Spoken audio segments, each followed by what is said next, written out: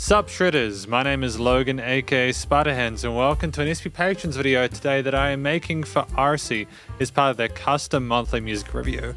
And if we switch over to here, we have ourselves a track on the screen. This is from an act named the Benjamin Dakota Rogers Trio, John Came Home. So we're going to watch this on YouTube from start till finish and we're going to hear what we think. Let's go.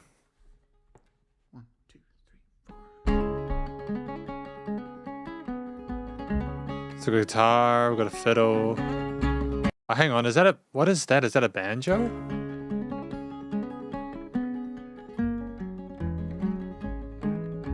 With a double bass. Came home from war this morning, he found his wife, she wasn't there. And a cold feeling crept through his bones and he found a note at the bottom of the stairs. Said, I'm in love with your brother, oh, I found a preacher, I'm in love and I'm headed for the south. And boy, fine, but I've changed my mind, I'm boarding the next train out of town. I mean, there's so much charisma from the main vocalist there. It's encapsulating it. It really is vivacious, even though the story is kind of horrific when you think about it. What I like as well is just how subtle that double bass is in the background and how you kind of see the strings and there's a hint there, but you don't know when it's going to come in. Ah, slow build. John flew into rage like thunder. He brought his fist down and he cracked the floor. He thought he broke bone the way he screamed and he roared and he headed right back out the door. Said, I'm gonna find my brother, goddamn this preacher, and I'm gonna put him underneath the stone. So the oak tree is so tall, the mountains feel small, they remember the wrath of my storm. So I assume it's split into 3 verses potentially? John crashed in with his pistol crying in the morning just before the dawn. And he took out his knife and he carved out the light of a future in the eyes of the Lord. And he strung him up high, silhouetted in the sky, let the ravens pick him to the bone. When the lawman came by, he turned down his eye, not to gaze upon the brother of John. I mean, there's just such dynamic range to it as well. And the bit of vocal fry that we have occasionally is just, clearly it's dramatic. The stuff that we're talking about, it suits the story well, the varying intensities of it thematically. But just to have the strings as well as an additional layer instrumentally on top, I think is great too. I like how everything is put together.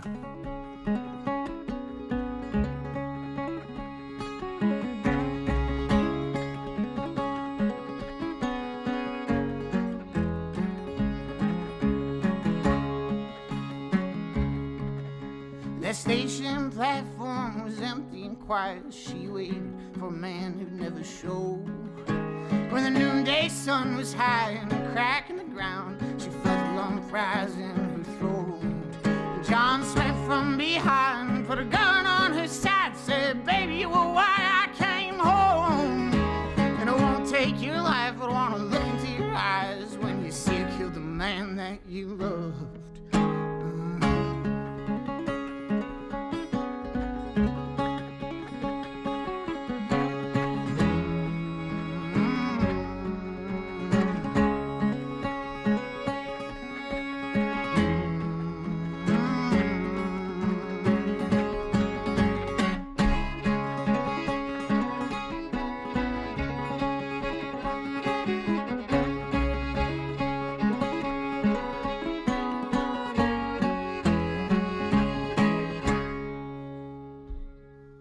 I wasn't expecting to hit like that. John Came Home.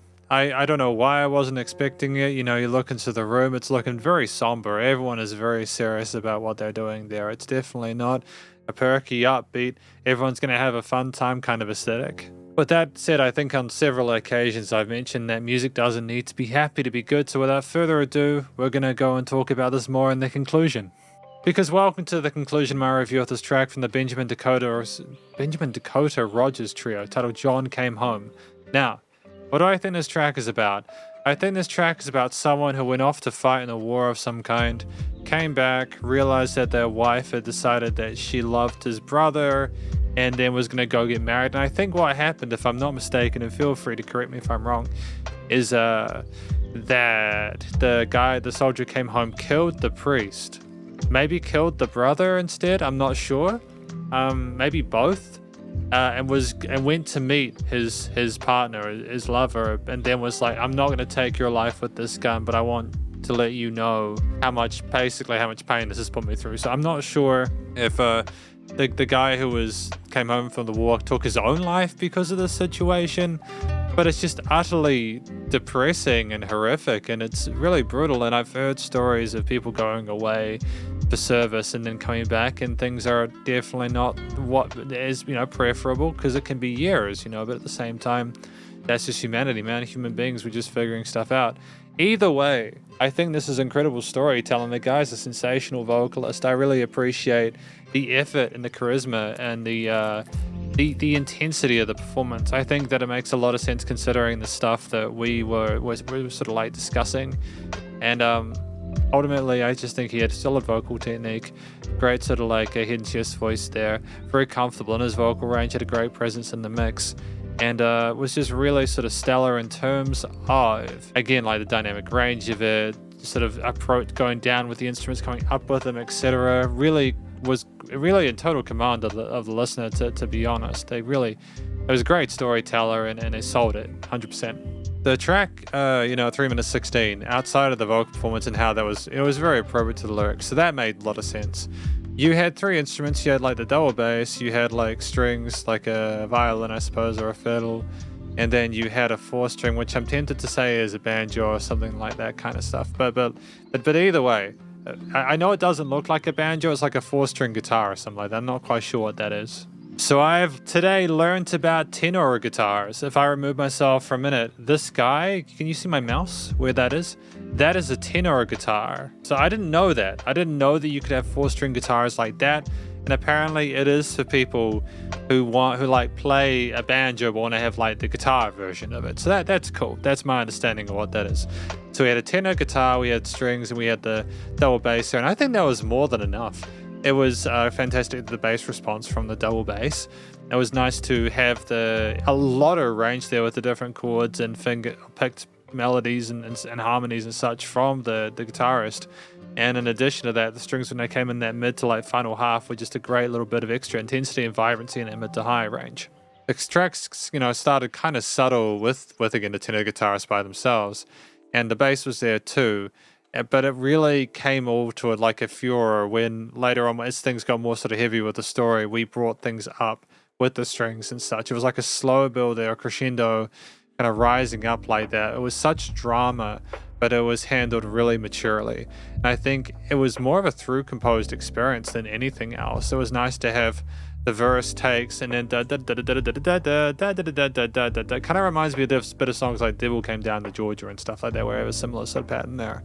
But no complaints in regards to the structure of it. Very easy to follow. You got the whole story in a sitting, plenty of time for an instrumental outro, and then we were sort of done.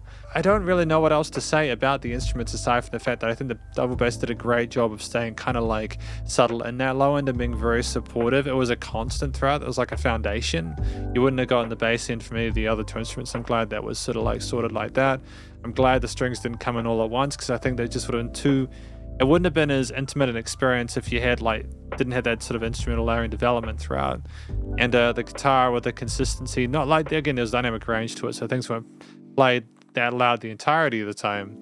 But it was like, what was cool about it is that, when we were strumming stuff, it had a similar theme throughout. There might have been sort of little adjustments made there, but he had a kind of an idea that he added a little bit more to each time as we went throughout. And ultimately, I just think it paid itself off really neatly.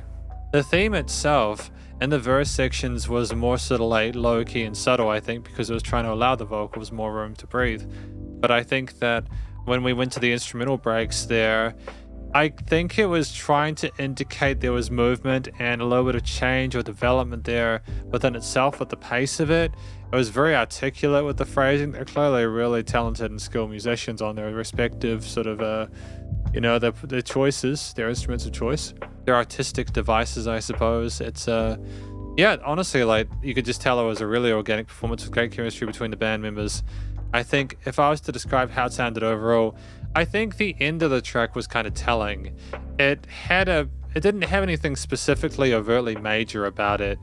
It kind of sat with a lot of kind of suspended kind of intonations, and then kind of ended on a minor-esque kind of vibe. And I think that was to indicate that even though like there was never really that much happiness to begin with. So I think if that was the outcome of it, that kind of makes sense in regards to the vocals and the lyrics there. And that way I think there's sort of thematic connection, so that's really good.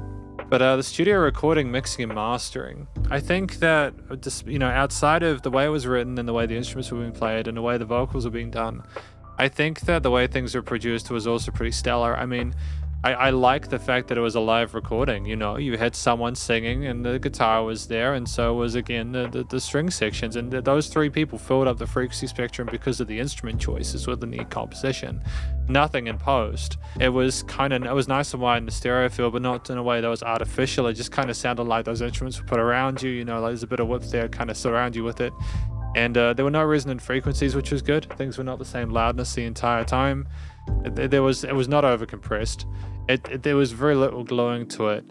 Well, no, that's not correct. There was a bit of glowing. I tell things there'd been a bit of compression applied, but it wasn't too much. It wasn't superfluous. The vocals from the singer were wonderfully treated. They weren't overdone. They, clearly there've been a bit of EQing and stuff like that, but nothing to sort of like sterilize or sort of like make it pretty sounding, I suppose. Again, it was very raw, and I kind of dig that. It was nice and loud without pumping, so the bus compression and limiting was handled well. I mean, effectively, this is my review. It's a really positive first impressions of this track from an act named the Benjamin Dakota Rogers Trio titled John Came Home, and hopefully you enjoyed it. If you did, please do go show us some love via their various social medias and YouTube page, and stay cool and stay safe. Please remember to support your local musicians and artists at this point in time, as need the help more than ever with all the crazy stuff going on in the world, and I'll catch you in the next SC Patrons video. Spiderhands Out.